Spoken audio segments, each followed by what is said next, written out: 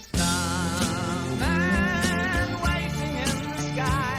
He'd like to come and meet us, but he thinks he'd blow our minds. There's a starman waiting in the sky.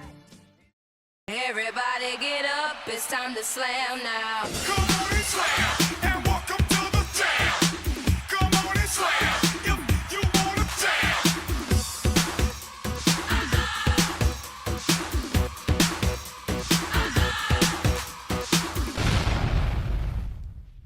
Flowers for the living. Instead of giving flowers to the living, how about we start teaching each other how to grow rose gardens? Tell our children that roses have thorns as their only defense against weapons formed against them.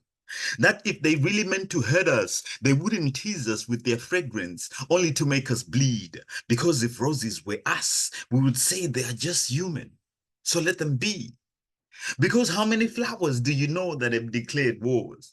And if it seems they did, wasn't it because some stranger decided to enter a garden uninvited, too distracted to see the trespassing sign? How many things do we put a fence around that would have openly spread their arms? But we bear arms to keep out intruders, protecting the illusion that to have more is to be the happiest. Yet we barely walk in the gardens we keep away from our neighbors. Wouldn't tell one flower from the next, content with the power of having discovered it first. Yet only the poor gardener that tends the roots and steals the shoots to replant in a backyard is perhaps the only one closest to the smell of God. Because my mother grew flowers too. I think it had something to do with how she could not surgically remove the love she felt inside, lay it on the operating table, and let it generate as much light as the darkest corners of the world were able to hold. But even our own fathers were too distracted searching for gold, preferring to dig down than to dig into her soul. So her garden wilted in the sun, with no one seeing anything different regarding what their flowers had become. How their petals spread like colorful weighted wings, which only the angels could dream. How they showered naked in the sun's rays until their soft skin was a miracle of illumination. How even the queen bee admittedly entered my mother's garden discreetly, started a hive in secret, too selfish to share the recipe. How the ghost of every bee still swarms my mother for sweetness, and the ghost of every flower that wilted shields her smile with its petals, weaving a quilt made of every aroma which pries the spirit open to reveal the innermost garden, with no trespassing signs posted, except to leave everything the same way you found it, to leave everything the same way you found it. If the willow seed knew, if a willow seed knew that the labor it expends to shoot out from the darkness beneath into full view is all for a weeping tree shedding seemingly unending tears, perhaps that seed would choose to grow downwards to some place below, where the molten tongue sandwiched in the mantle would not hesitate to bring those tears to boil and scar its roots indefinitely.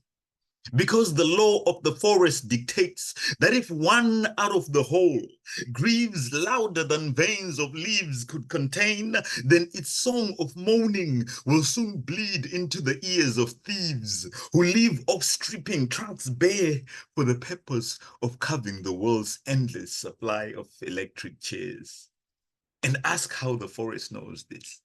Because the ghosts of those who died in those chairs and felt the electricity singe their head down to the soft tissue of their scalp still roam in the cold black of night, cursing the trees whose branches birthed the contraptions that carried their spirits abruptly from this world and into the void. And they can smell distinctly which is the culprit in these woods.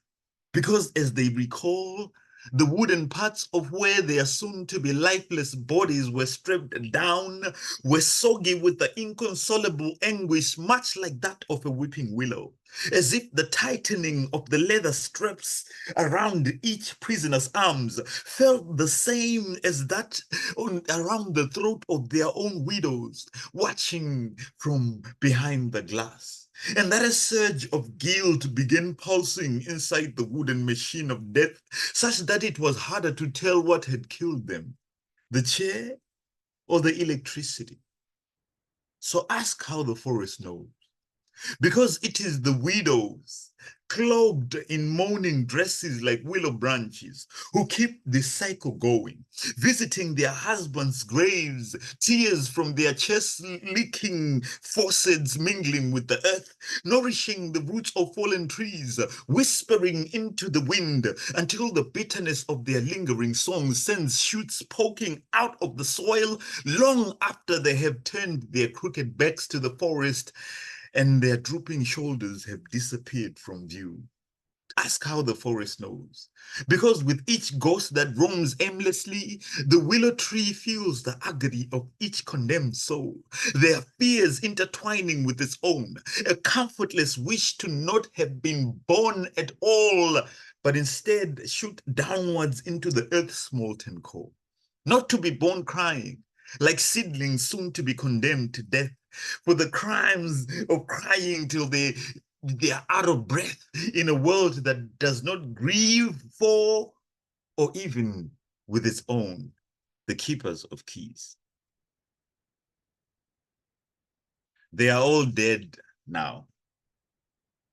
But in the hushed corridors of time, where echoes whisper secrets which feel like the icy cold breath of dragons, the keepers of keys unlocked the dungeons of histories wrapped in the clock of memory, treading softly upon the sands of ages that had since collected into deserts where nothing grows but the contempt of the gods. Their eyes were like lanterns, illuminating the forgotten paths, the hidden tales, where shadows danced upon the walls of antiquity and whispers of yesteryears begged furiously to be understood. And when they dug into the past, each dry human bone uncovered was a portal, and they took time to drain what remained of the immortal marrow of bygone eras, which the colonists had tried to sweep under the carpet. But instead, these bled from underneath it, soaking the carpet blood red until they tried to disguise it with their feet, trampling upon it whenever they hosted their elaborate feasts. They're all dead now. But these keepers of keys, these custodians of rhythm, sifted through the dust of civilizations, seeking truth amidst the rubble of history's ruins. They were the architects of narratives, weavers of our tales, crafting tapestries from the threads of their forefathers' footstools. Their words, jewels, like brush strokes on the canvas of memory, painting portraits of the past back to life with vibrant colors that would have paralyzed Van Gogh eternally. They stood as guardians at the gates of remembrance, whose hinges were now closed to the toothless keepers of keys, warding off the amnesia that threatened to engulf the minds of our offspring. For there had been attempts to sabotage this new army of free thinkers, to forge the keys to their understanding, to their ability to channel the real story of humanity's journey through the dark tunnels, before the lies were told of who actually emerged unscathed into the light at the end. They are all dead now, but history is a labyrinth, a maze of mirrors reflecting their collective soul from the wide smile of the symmetry. These solitary wanderers can still be seen navigating the twists and turns in the pathways in our eyes, and with the light on their foreheads, they proved that they had truly gone pro and knew how to find the exit into future time. This is called Imagine. When am I allowed to feel this? I don't want to wait until I'm alone. I've always had a hard time making eye contact with people. Their eyes told me of their pain, which showed me their lies. They weren't actually okay. I couldn't call it out, so I had to look away. But now my capacity has grown, so again, I look. They're still in pain. They're still pretending. They aren't okay. And I hold it for them, even if they don't know I am. When am I allowed to feel this? I don't want to wait until I'm alone to let this pain wash over me. How can everyone pretend? How can they pretend people aren't starving, aren't displaced, aren't silenced, that bodies are not being bludgeoned, bombed, burnt, brutalized? Never mind the world. How can they pretend that most of this isn't happening in their own country, in their own county? How can they pretend we aren't all complicit? Can they even cry alone, let alone let us cry together? When am I allowed to feel this? I don't want to wait until I'm alone. I don't want to be alone when this pain washes over me. At work, a meeting with my supervisor. She asks how I'm doing. I'm honest. I don't cry. A workday miracle. I look into her eyes, the edges blur with her own emotion. Spoke too soon. My cheeks are wet. But hers are now too, a beacon of humanity. We carry the weight together. We talk, we lament. How much lighter could this feel if we were allowed to discuss this as an organization about our own participation in and proliferation of violence, even if indirect? Can you imagine such a radical workplace conversation? I can. It's easy if you try. We're used to swallowing our truths so we can vomit profits into coffers for someone else, for someone far away in their towers built on the foundation of compliance for silence and for violence. When am I allowed to feel this? I can't swallow this anymore. I refuse to. It's not my poison to swallow. Cry with me, carry it with me, until we can give it back to all those people that demanded we carry it in the first place. Let them carry the weight of the coffins they filled. Let it crush them like it tries to do us. Let them feel on their hearts the pressure of their cosmic crimes. Can you imagine what would happen if we all got honest and at the same time? Chucky Finster writes to his mom. Happy birthday, Mom. Today, you are 55 years old. Recently, my best friend Tommy had to go through something difficult. His grandpa Lou died and has been taking it really hard. He has come to me seeking support, but it's hard to fully understand what he is going through. He probably thinks I know what it's like to lose a family member, but you taught me early on that you're with me wherever I go. The only experience I have with death is the time I made friends with a bug named Melville. Don't ask me how I remember it, but it's a vivid memory, almost like a cartoon. You taught me early on where I will always find you and where I have you. Every time a gentle wind blows and caresses me, that is your hand on my face. Every time I get tired playing outside in the summer heat, I seek the shade the trees make, for I know that is where I will feel your sheltering embrace. Every time I look in the mirror and see the constellation of new freckles on my cheeks, I think that was you, cosplaying as the sun all along, tickling me all my life. You have always known how to make me smile.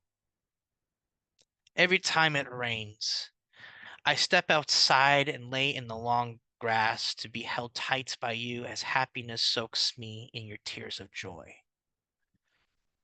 The older I get, the less afraid I become because I know you're always here with me. I just wish I can be there for Tommy right now. Although you're always with me, I often wonder how you'd be as a human being. How bedtime stories or lullabies would have sounded in your voice. What it would have felt to have hold your hand. The closest to I've been to holding your hand is whenever I use your gardening tools to plant orange daisies every year, just so I could see your hair blow in the breeze in the form of flower petals. Thank you for the world you have given me. I love you. Forever with you, your little Chucky. P.S. Dad says hi, he loves you, and that he will see you soon. It's called Genies of Grief. The Genie of Delusion. Back when I was living in a bottle, I believe that healing took a certain kind of touch. Not so much as a lover breaching my boundaries, but like a friendly or curiosity-driven gesture, a rub of my cold shoulders. I believe that if the right partner would come along and empty my burdens, cure my aches and pains, I would be free and gladly make their wishes come true. I'd give my time, my gifts, create worlds for which they could live, but as always, the magic fades. Depleted of my ability to please, I became little more than a bitch, run out of tricks, nothing left for bones to pick until sudden discontent. The Genie of Discontent. Back when I was living in a bottle, I believed that healing came from... I'm so sorry. Oh, back when I was living in a bottle, I believed that healing came from idle ease. I filled my quarters with comforts and relaxing ornaments, or isolated myself in a pillow fort with quilts to nest in and treats to ruin my teeth. I would sit and watch Neko no Ongaishi on repeat, lose myself in the scenes. I would sleep when the blankets grew heavy. I would have myself a little catnap to explore meadows filled with warm rivulets, to watch goldfish dart underneath lilies and flying fish jump into trees. And these would keep me amused for days as I would dip my paws into the water and get lost in the rewards. But when I woke up, the joy of dreaming vanished, replaced by a fatigue that sleep could not cure. The Genie of Fatigue. Back when I was living in a bottle, I believed that healing was a magical process. I believed that if I filled my days with the sights and splendors of the world, traveling where I wished and escaping into some nature like a bird set free, I would come home and feel at peace. I thought that if I kept moving long enough, I wouldn't feel so lost, like a matchstick shipwreck turning into a Molotov cocktail.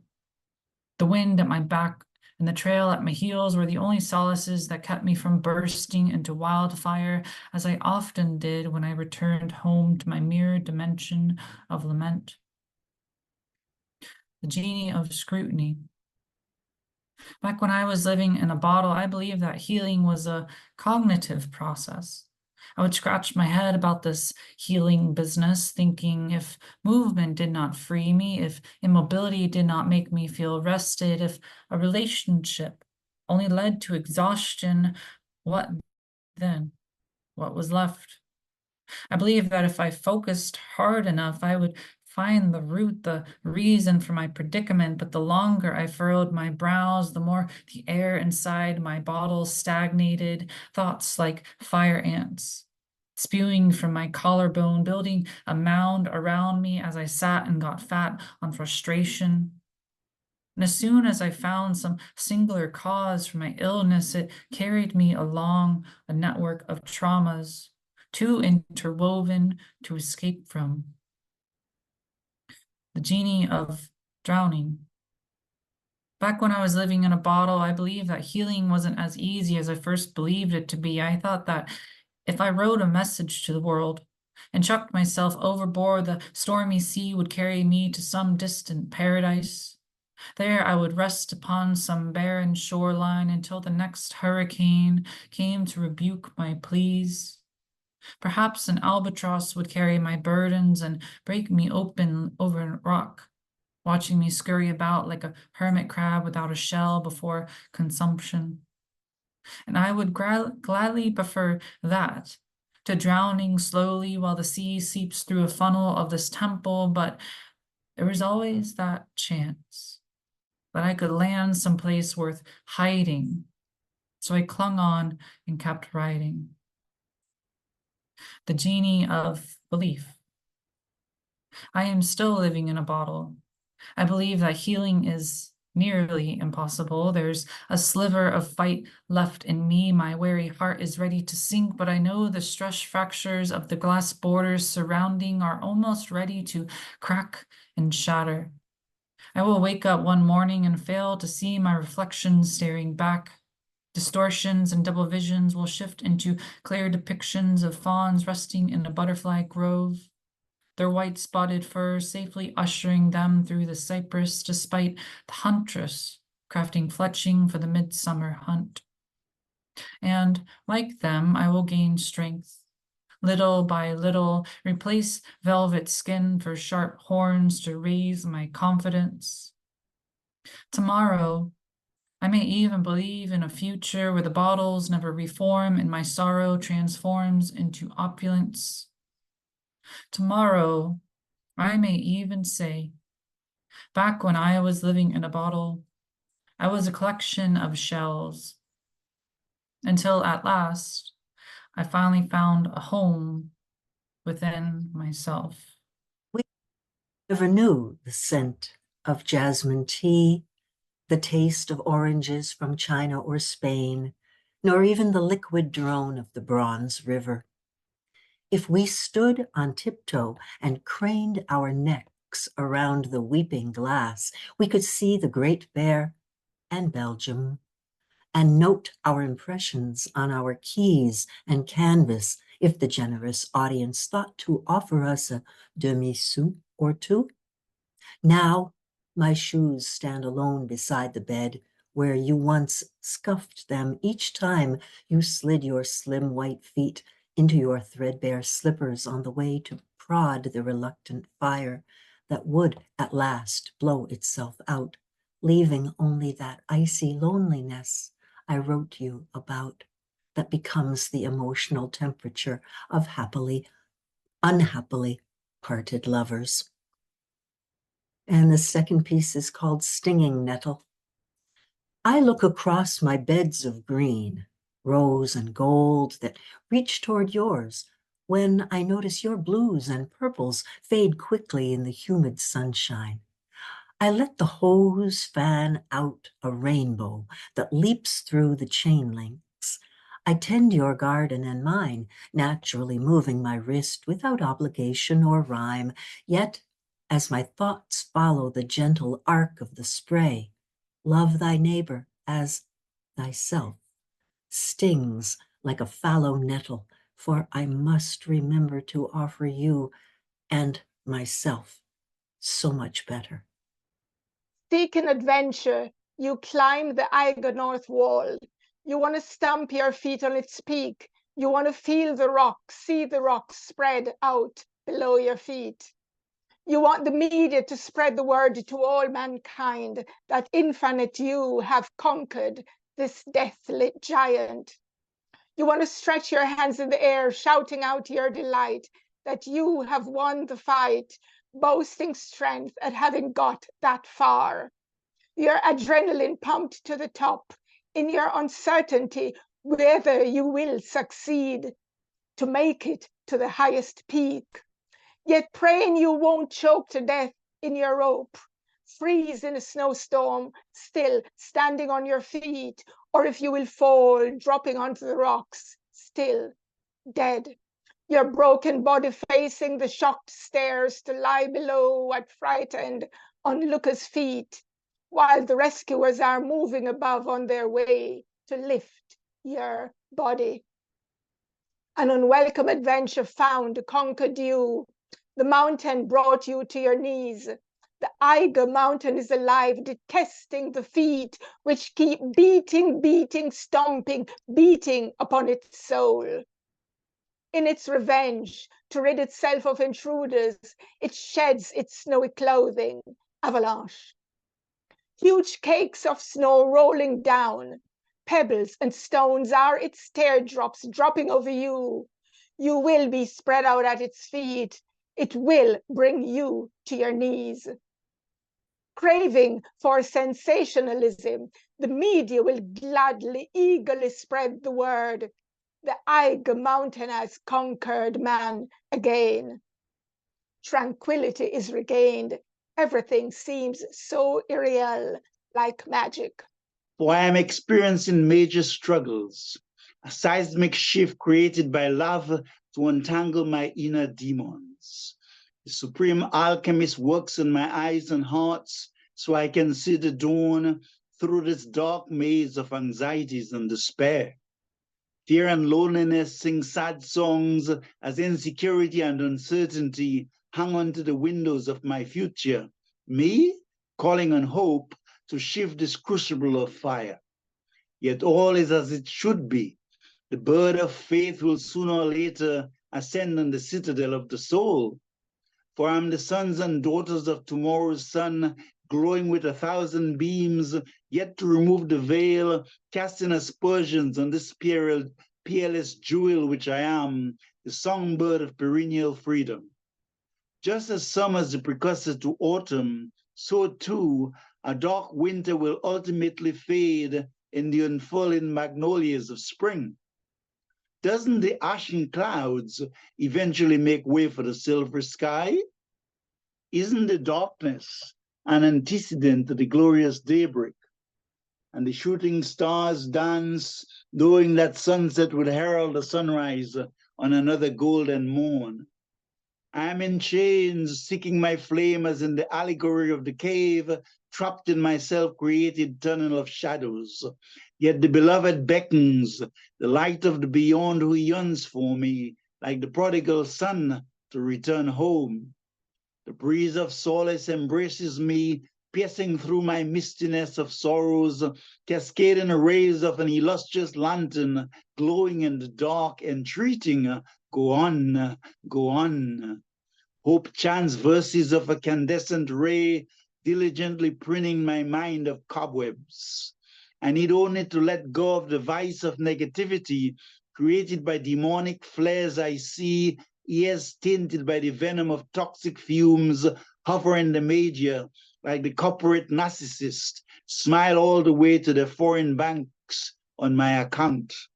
Alas, like most humans, my government are fallible too, yet even while I scan the thoughts like an X-ray machine, searching for the unlearned lessons of war, love, in its mercy, continues to coax my fallen heart with the sweet songs of sunflowers, whispering with Satchmo, it is still a beautiful world.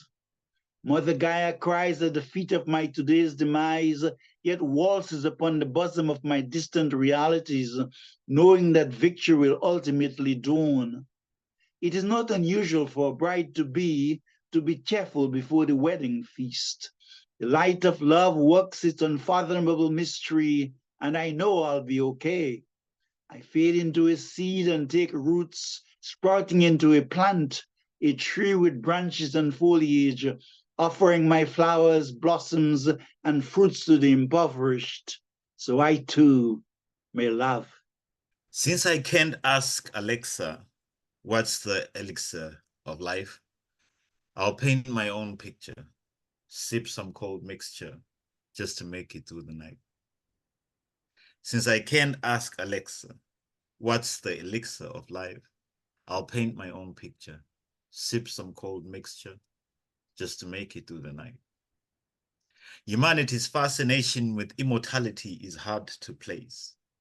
On one hand, we want to deny the aging of our senses because invincibility is a merciless drug, and we are terrified of waking up someday with a superpower that can't recreate the high.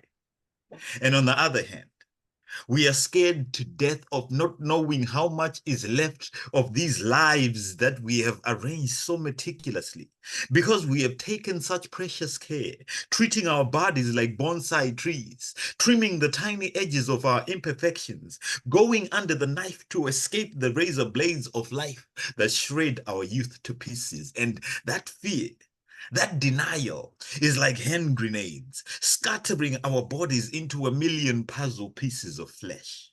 And as for our blood, since bleeding is a step away from immortality, we store our spilled blood in vials for future trials in finding eternity, giving our own blood over to the bloodthirsty so they can find us an elixir. Too small to dig in our roots for that strong mixture. Human puzzles, with none to confirm whose concoction is credible. Only politicians flooding the streets, each with their own confusing public debate over which is bitter or sweet. Each with their own mixtures connoisseur, and each dying to sell their own version at the corner store, dividing the blood of their clients into those that believe in sulfur and explosives and those that prefer alchemy and the philosopher's stone. And each unsuspecting victim only told that in making this snake oil, they took care to remove the venom. Human puzzles, not allowing colors to erupt from one piece of flesh to the next, such that when rearranged, even when the pieces can no longer fit into each other, nothing has changed. But the rainbows inside each piece know that they share the same DNA. The only pain is we are never rooting from our puzzles. We are never rooting for our puzzles to be completed. Not because we are afraid to die, but the idea of starting a new life out there somewhere is interrupted by our fear of flying. And that fear, that denial is how we started building pyramids and tombs down here, stoking them up with supplies, embalmed ourselves so that there is no longer any blood bleeding from our last ounces into our bandages, so that the day that our grandchildren unwind us, they will find the vials of our blood inside our tombs and then continue the alchemy of their own immortality, their own elixir of life. The Ephemera of Flowers. Driving past fields, the dew of morning still clinging to my rearview window, more than new houses rising from dirt mounds, poppies, buttercups, and chicory, a surprising discovery given the concrete context. I never look for flowers alongside dusty roads in new construction zones. But nevertheless, here they are, inspiration for the morning commute detour. Your song plays. I guess it isn't yours, but you introduced it to me. An awareness of you fills my synapses. Your poppy passion for life flows into me. Your hard-earned peace grown from a blood-splattered battlefield. You and your song remind me that we only get one try, and we gotta wake up if we want to feel the sunshine. Your buttercup mischief makes me laugh. Your playfulness peeks around the corners, unsure if it's safe, leading with practical jokes as a preemptive defense. But then, eventually, your playfulness dances with me. Your chicory balm soothes the shame in my uprooted heart. I've never once felt judged by your side, which tells me you've spent plenty of time unjudging yourself. I don't have to look up to the blue sky to see wide open spaces. I wonder if you can see the same with me. I never expected to find your flowers in a place I thought was temporary. At first, I was afraid to take in what seemed to be an ephemeral roadside mirage. But your song reminds me again. I only get one try. So even if I've misread everything and a mirage you truly are, I will love these flowers like they will die fast, while hoping instead that they will ever last. I will love these flowers like they will die fast, while hoping instead that they will ever last. I will love these flowers like they will die fast, while hoping instead that they will ever last. I never expected to find your flowers in a place I thought was temporary. At first, I was afraid to take in what seemed to be an ephemeral roadside mirage. But your song reminds me again, I only get one try. My love game is softer than Jason Tatum's buzzer beater game. Look at my career stats. The numbers don't lie. There's no killer instinct, no determination, just a lot of anxiety, anxiously taking flight. After taking so many shots, you kind of don't want to test any more hypotheses. What's the point? Who wants heartbreak on repeat on life's seemingly broken record player?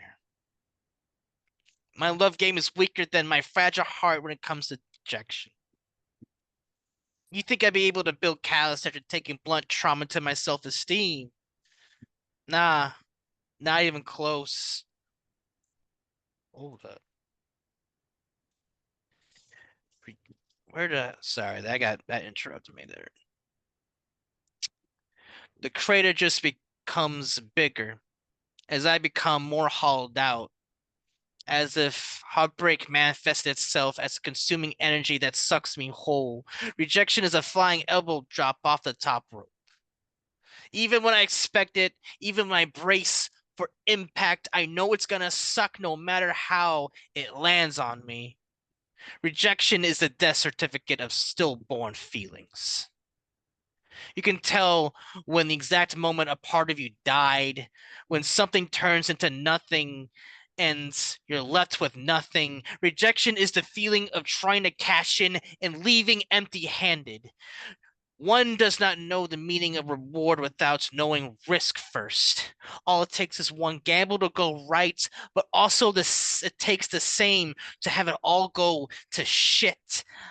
I'm not friends with rejection, yet rejection thinks we're in a relationship. Rejection is defending me from potential suitors like an overprotective, toxic, significant other who mistakes anyone as a threat. I miss intimacy. I miss how sweet it could be. It's the nectar I don't think I'll be able to taste again, so enjoy it while you can. I wish I did. It's called The Roots of Trees. I do not know if the tamarins and oaks guard their feelings beneath thickened skin, pockmarked by blights and storms, natural and unnatural. I cannot say with certainty if forest memories ebb and flow through their xylem and phloem, only to accumulate at last in emotional dendrochronology. But I want to believe I do, as the hillside elders do when I protect my heartwood. In times of distress, their longing roots plunge deeper, awash in emerald oxytocin that drives them even through rock toward the least they need to survive.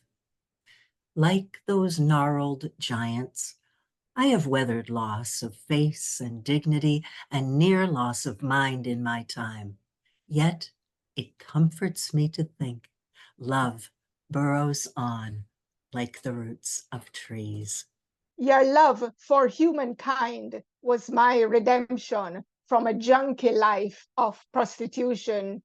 You elevated me, showing me respect, buying my freedom without strings attached.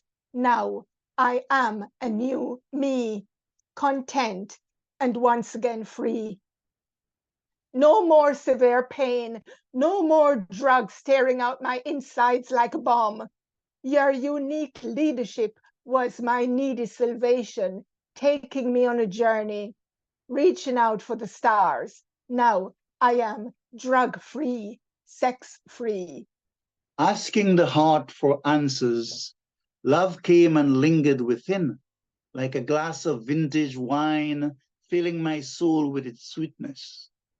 Its kisses fell like snowflakes, cascading on lavender petals, soft, tender, intimate, and sweet-scented.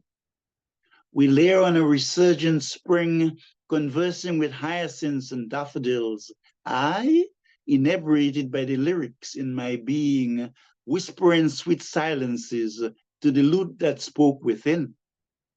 Now every second beside you is like an extravagant wish.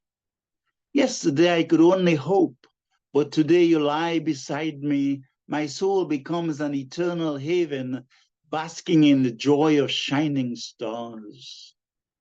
Time stops as our love flows. We weave stories of time spent apart, the encounters so necessary to bring us back together, like sunsets and horizons, like white and snow. We've gone through vicissitudes, deliberate pendulums, and our lives are much better for it. Who would have thought of such ecstasy in the hour of darkness?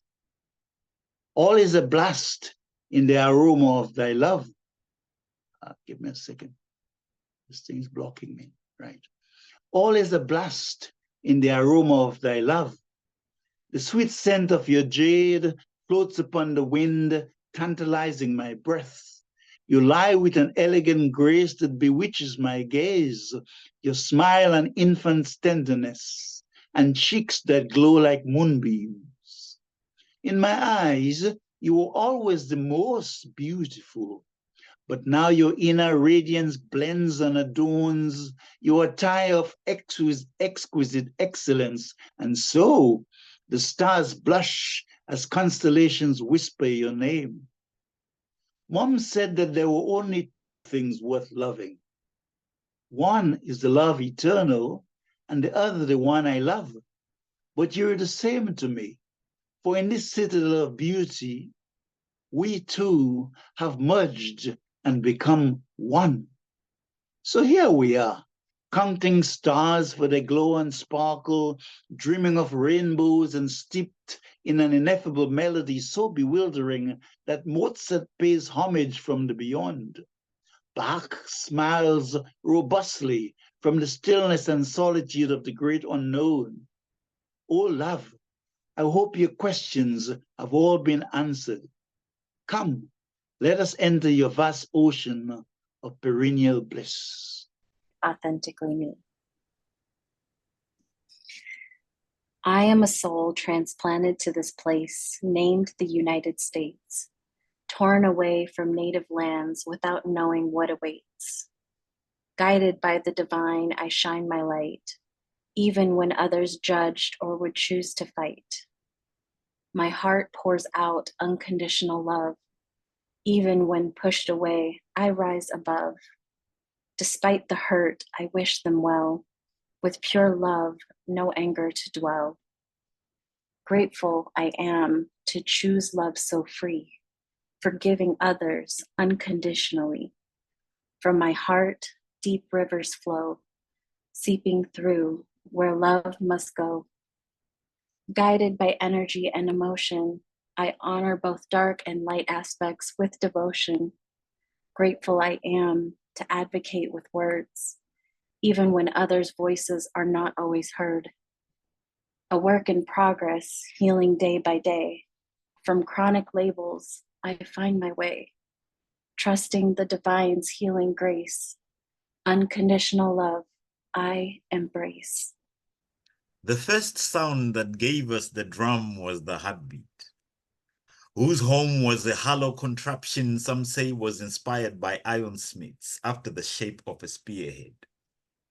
While some say men does not get the credit save for sleeping under a hollowed out tree and hearing the majestic sound made when the wind stuck its hand through the crevices dug out by woodpeckers to a seductive rhythm.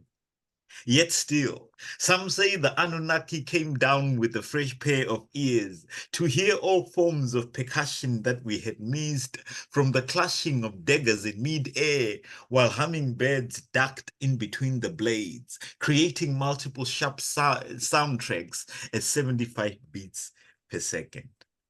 or the many children born whose first cry never left the delivery room to get spun by weaving looms into the warmest masterpieces of whipping the world had ever beheld, and factories that shut down before the music or our worn-out parents produced on the line could be made to withstand the test of time, and they could feed off the royalties for generations to come.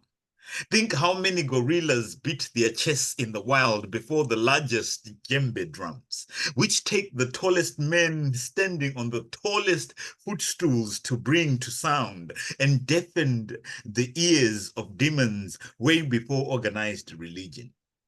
Imagine all those sounds and more rolled into one to originate a new music these record executives could not commodify. A melody so out of their reach that instead of Spotify, each person that wishes to listen falls up in one single line as a cow horn from the majestic kettle of Rwanda dishes out this hypnotic wizardry of harmony that wanders into their ears, and all they have to do is to commit it to memory, to never once sing it out loud, just hum it deep inside their soul. Because this music would be the kind that makes martyrs out of its singers, the kind that has them frog marched into the town square to account for their treason. This music would be the reason why riot policemen place barricades in front of presidential palaces and government buildings, because there is no way you will listen to it and not know that there has to be a better way. This music will be the music of revolution. Dear Fear, I know you are trying to protect me, and I thank you for that. There is so much unknown, so much up in the air, and some caution, of course, is good, but even still, sometimes you crop up when I'd rather be in my body, making choices that feel innate and honest. I don't want to hesitate or second guess every decision I make. Not everything from my past is coming back to haunt me from the grave. So why must I stand frozen with you? Or block my heart and hope to die? Why do you ask me to be hyper-vigilant until I hyperventilate? Why do you ask me to obsess over and overanalyze, obsess over, analyze? Why do you tell me that when someone compliments me, they must be lying? Why, Fear, do you tell me that trying will only lead to me crying, that I am not good enough, that I am not capable? Why, Fear, do you want me to be alone? How does this protect me? Dear one, my sweet dancing hearth fire, I don't actually want you to stop cold in your panic attacks or pay the ultimate toll by burying your soul. I show up when I want you to pay attention. Take in the details of your surroundings and make conscious decisions to decide the contour of your fate. I want you, sweet dancing hearth fire, to find your fire tenders. Find your fire tenders, the ones who feel when your warmth is waning, when your light is dimming. Then choose the best branches and logs without overexertion to feed it to you as substrate, so that you can keep glowing. You can't see these people unless you're settled in your own stillness. In that stillness, you will meet yourself, a life examined. And from there is where you can truly meet others. If you remain open-hearted when I'm present, you will connect with others in ways you never imagined. The truth is, I show up when I want you to be anything but alone. I show up when I want you to lean on others and know what it feels to be truly connected to another. Dear Fear, how do I know if someone is a good fire tender for me? How will I recognize them when I see them? Dear one, your fire tender will not carelessly place logs filling your ring with chaos and shrapnel, increasing the odds of prompting you to set the surrounding areas on fire. Your fire tender will also not be so careful and focused on the structure of the logs that they completely lose sight of your needs and never allow nary a spark to escape your container. Your fire tender will be both heart-strong to carry heavy substrates and heart-tender enough to get close to you and help you adjust when needed. Your fire tender will thoughtfully place branches and logs without trying to control every outcome and won't fret if you accidentally spill over the hearth. Your fire tender will instead help you collect yourself so you can continue to be a brave space for many and warm the heart of your beloved fire tender. Your fire tender will be irrevocably human and will recognize the same humanity dancing within your flames. Dear fire tender, I am a dancing hearth fire. Deep into the night, stars overhead, cool crisp air swirling, a distinctive smell of fragrant wood smoke. They surround me with their smiles, their stories of love, laughter, heartache, and horrors. They reach out and warm their cold hearts and dry their wet faces. They stare and appreciate. They see their futures take shape in my flames and heal their pasts within my embers. I live for it all. I love them all. Thank you, fire tender. You feel my warmth waning and see my light dimming, and take care to add more substrate, selecting the best branches and logs without overexertion. You do all that consistently, so that we can all stay warm and burn bright. And what a gift it is that you give, because I really do live for it all.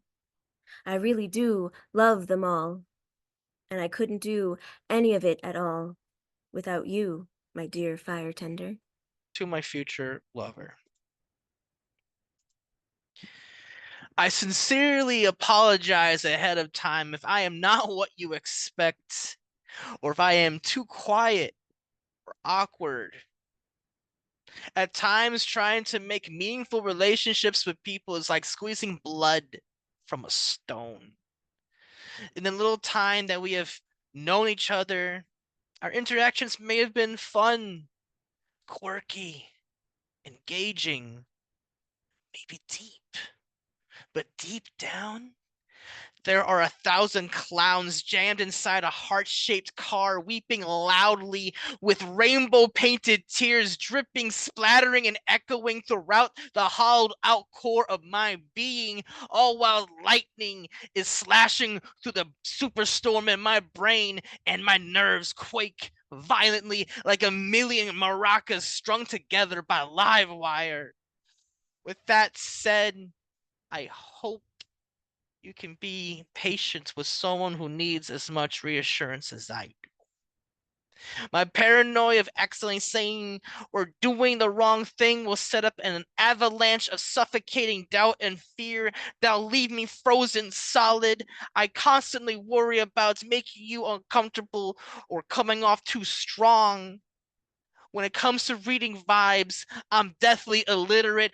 I read it on my face every time I look in the mirror.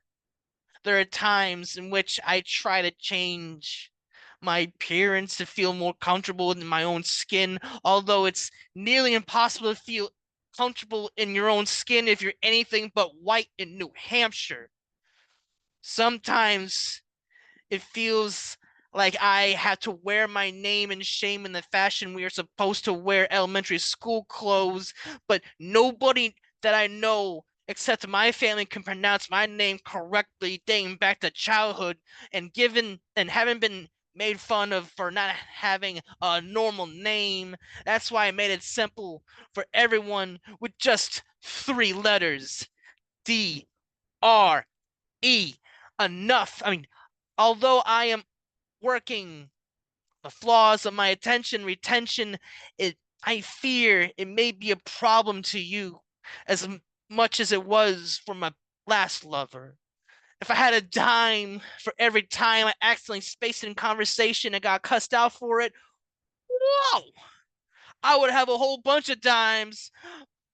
What we're talking about again? Anyways, after all that's been said, I hope I didn't just scare you off.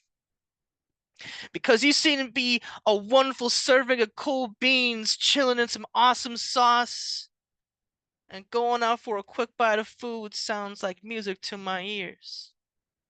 Now I'm hungry. Are you? Would you like a quick bite together? Is it true, love? You have never seen the ocean? You come from an ancient land locked away from the sea, where the first hunters roamed in waist-high grass and climbed for days to the tops of cloud-wreathed mountains. Now you stand on the edge of a new land, birthed from ancient volcanic hips, cradled in the waves, where the first fishers dove through spindrift to forage plains of turtle grass. Is it true, love? You have never seen the ocean? Run beside her with languid steps, outracing footprints indelible, only for the time between the crests that endlessly erase the shore? Seen the sun tease the horizon, strewing rubies and diamonds that flash into the sea, that dissolve into the sea with a flash of phosphorescent green?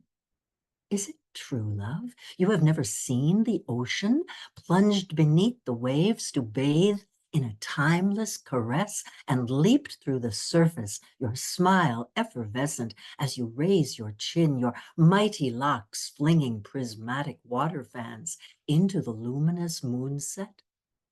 Is it true, love? You have never seen the ocean? Here you will write windswept poems, breathing in the salty exhalations of our restless mother. By night the stars will crown my hair, candelabrum round my head, shining on our table in the sand where we dine on each other. Long and lingering feast as Aldebaran and Rigel arc across the sky and the waves kiss our bare feet. Is it true, love? You have never seen the ocean? This one is titled Redemption. Behind me lay traumatic memories, conjuring tears whenever my mind revisits their engulfing, scary darkness. Behind me, some joyful moments gave hope to a little girl raised in fear, seeking the light. Shredding the dark thoughts of the past, I crawled towards a brighter future, knowing God is leading the way. No more looking back in fright. I have arrived in his light. Ode to the Rain. You came suddenly, tap dancing on our emotions, singing a psalm of solace within, and instilling serenity. You brought the soft drizzle and kissed our hearts with delight. I recall the first time that we felt you, within a hush and stillness, that Caribbean morn, Salome's silk-woven negligee waltzing to a rhythmical breath.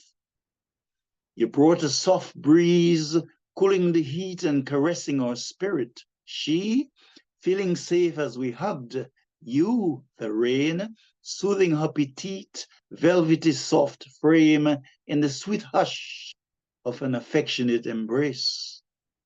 I remember her innocent charm, her reticent gaze, her mellifluous lips, blending with light zephyrs, and your pure seasonal melody cleansing away our carnality to make the darkness shine anew.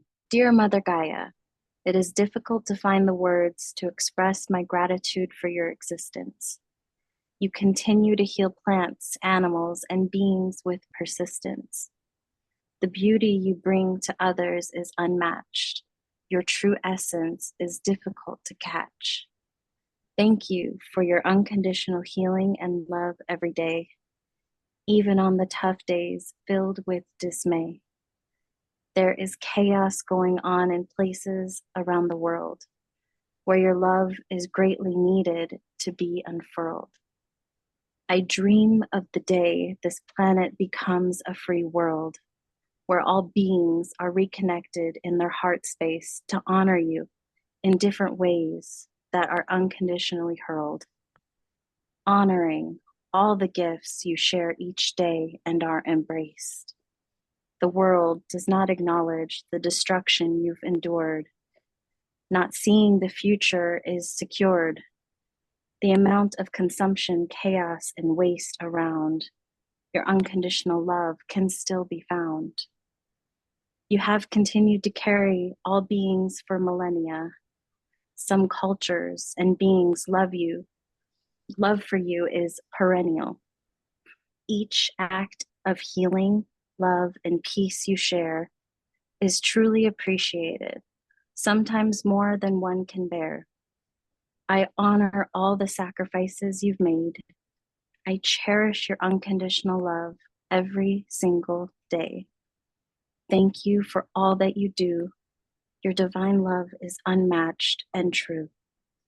Your loving daughter, Nadia.